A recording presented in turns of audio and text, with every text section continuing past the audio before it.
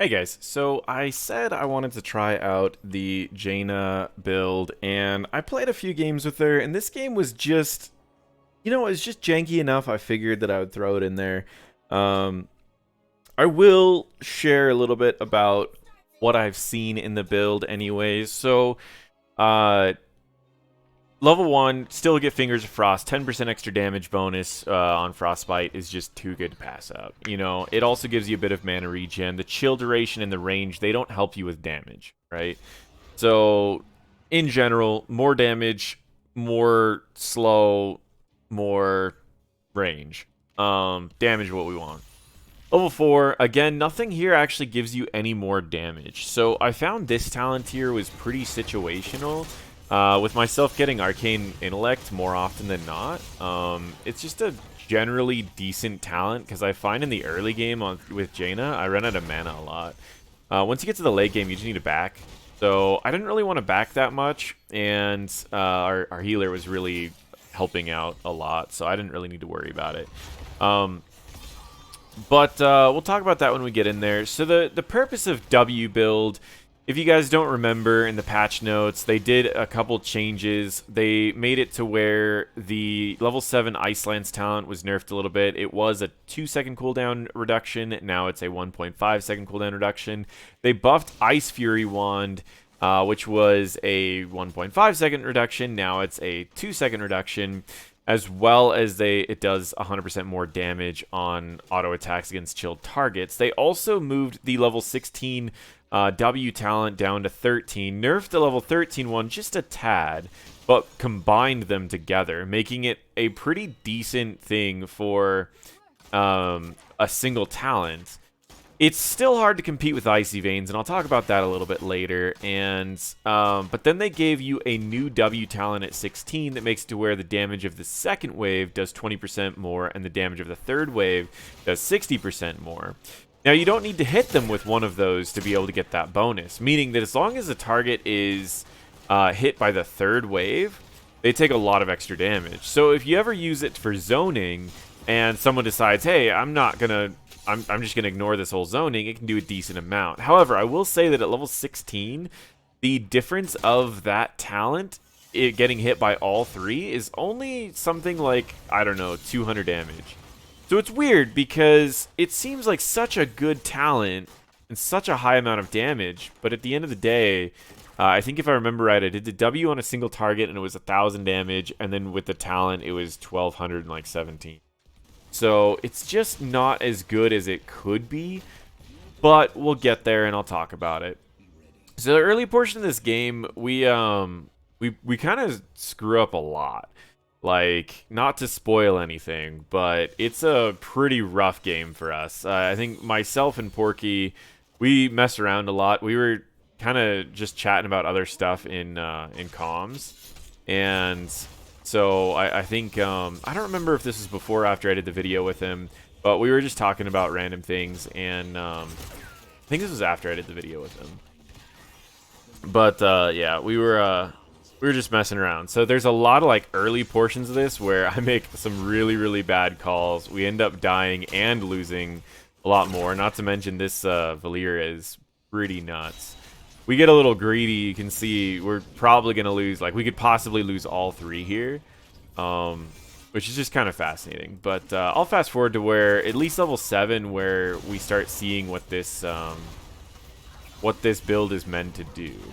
I'm going to tell you guys the pros and cons about this build. The first con, I would say, is that your damage is, or your positioning has to be a little bit more predictable because of Ice Fury Wand. You have to auto attack. So when they first made this talent a thing, I said, when I saw it, I said they could buff everything about this talent, but if it doesn't increase Jaina's auto attack range, it's never going to be picked.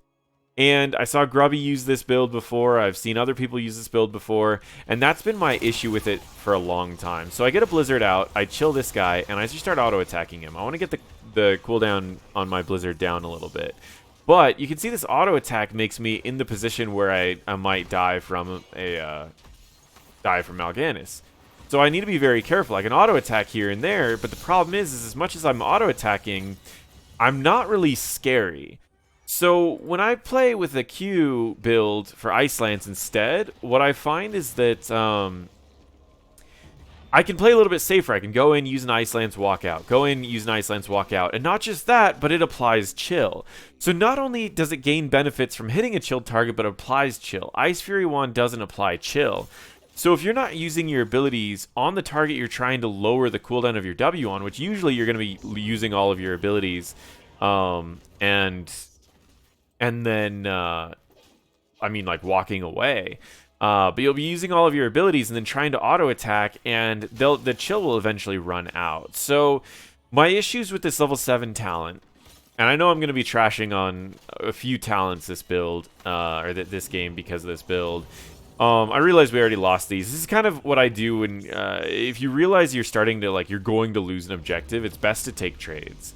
And what taking a trade pretty much means is, if you know you're not going to win a fight, you need to take something and gain some value someplace.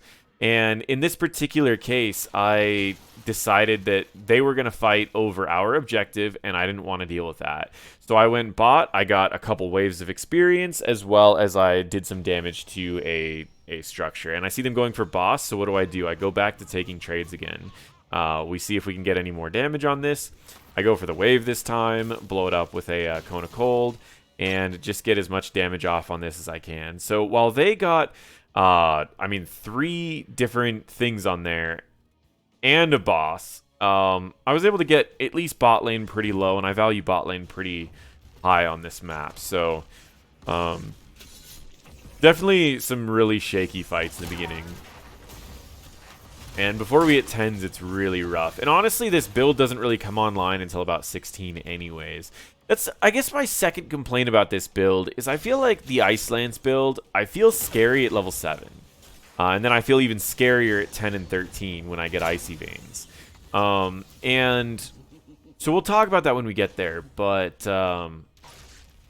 yeah, there's just a few things about this build that I don't really like. But why am I still making a video on it? This big Blizzard build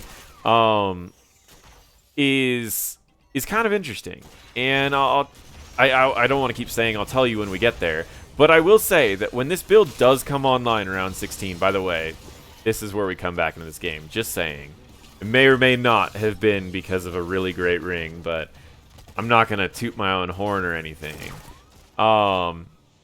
No,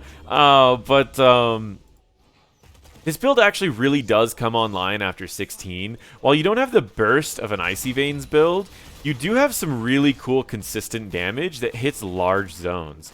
So I'd imagine if you're playing this on a map like Infernal Shrines, this could actually be a really, really powerful build, and you could get a lot of value off of it. So definitely a lot of pros and cons about it. My concern is how much do you lose to get that little bit that you gain out of it? Like, you're losing an amazing power spike at level 7. Level 13, people call Icy Veins another ultimate ability. Like, when you pick up this talent, you essentially have 2 ultimate abilities on Jaina. Oh, by the way, one of the things that I do here is I will attack these minions, take a step back, so the 2 in the back will move closer.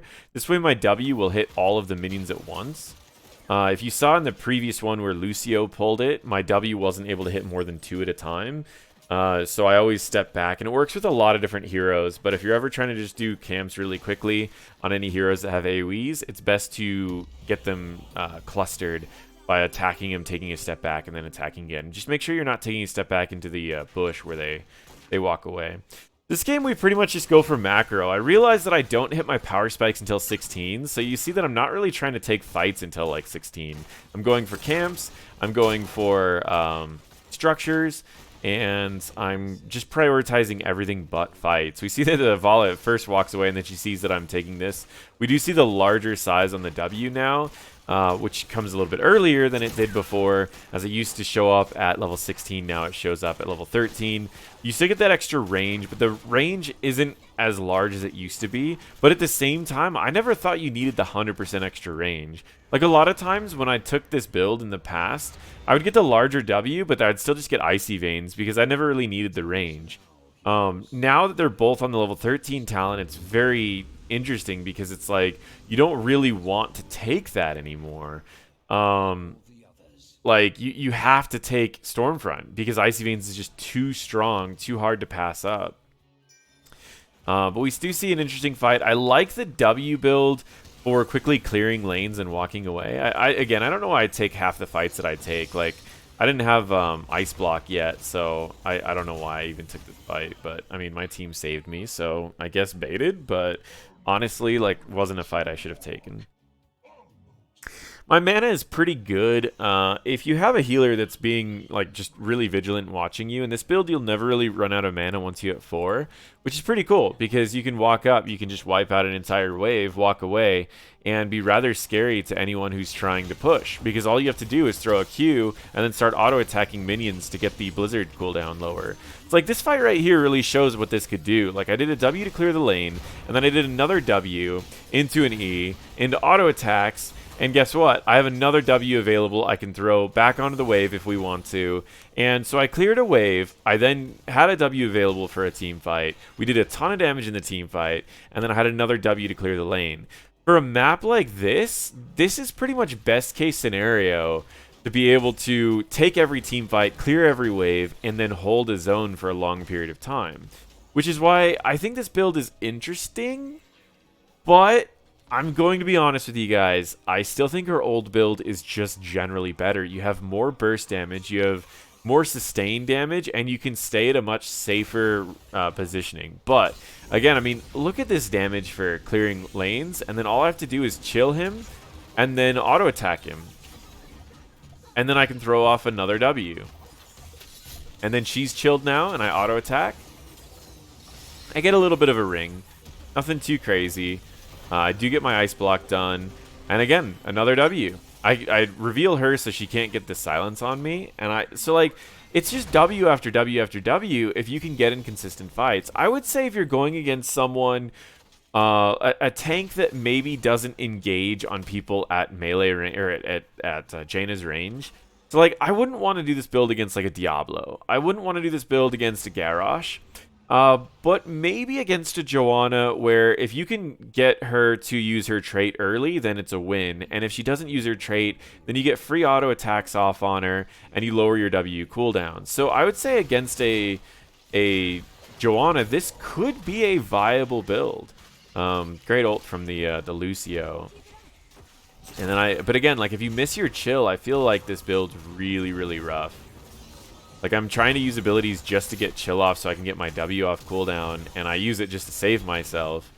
I don't know. It's a really tricky build. I think definitely Infernal Shrines and against a Joanna would be, like, best case scenario for this build.